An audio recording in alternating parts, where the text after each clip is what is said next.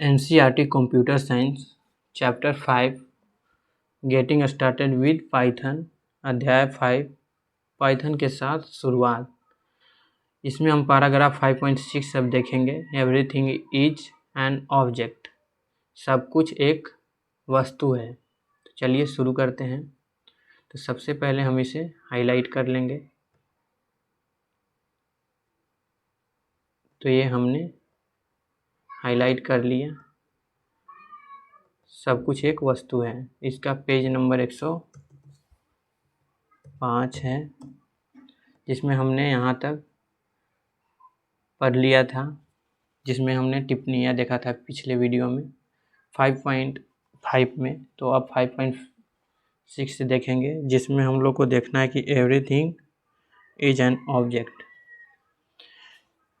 जो कुछ भी है सारे के सारे ऑब्जेक्ट ही हैं। तो ये कह रहा है 5.6 में सब कुछ एक वस्तु है। पाइथन हर मान या डेटा आइटम को, चाहे वह संख्यात्मक हो या स्ट्रिंग हो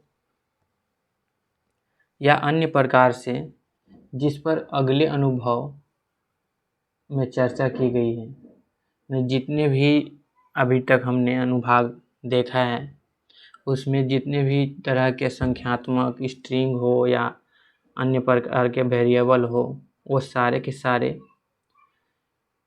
एक तरह से ऑब्जेक्ट ही हैं। यहाँ पे बोला जा रहा है कि एक वस्तु के रूप में मानता है, इस अर्थ में कि इसे किसी चर को सौंपा जा सकता है या इसे एक तर्क के रूप में किसी फंक्शन को पास किया जा सकता है।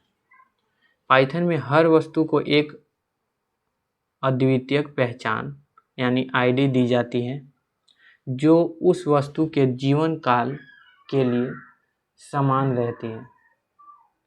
यह आईडी वस्तु के मेमोरी पते के समान है। फंक्शन आईडी किसी वस्तु की पहचान लौटाता है। यहाँ पे साइड में दिया हुआ है कि पाइथन भी ऑब्जेक्ट ओरिएंटेड प्रोग्रामिंग की श्रेणी में आता है। हालांकि पाइथन में वस्तु की परिभाषा ढीली होती है,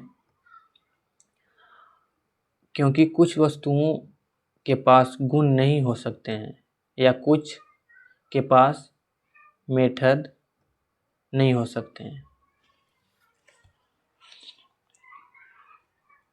तो यहाँ पे एवरीथिंग एन ऑब्जेक्ट में एक उदाहरण के थ्रू यहाँ पे समझाया गया है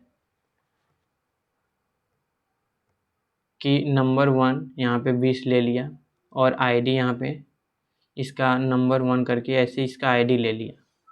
तो आईडी के अंतर्गत ये एक तरह से इसका नंबर दे दिया गया है और नंबर 2 यहाँ 30-10 कर दिया गया है और हैज नंबर 1 की पहचान, मतलब इसको करना है इस तरीक़ा से। तो आईडी नंबर 2 जो है, ये वो आईडी नंबर 1 को मतलब समझ जाएगा कि ये आईडी नंबर 1 का ही है। तो इस प्रकार से नंबर 2 और नंबर 1 की पहचान दोनों समान रूप में संदर्भित कर रहा है। तो यह एक तरह से हम लोग हर जो भी कुछ जितने भी हम लोग के वेरिएबल हैं, उसको हर तरीक़ा से हम लोग उसको एक ऑब्जेक्ट रूप में हम लोग यहाँ से देख पाते हैं। आगे हम लोग पढ़ेंगे 5.7 डेटा प्रकार। तो ये अगले वीडियो में हम इसको कंप्लीट करेंगे।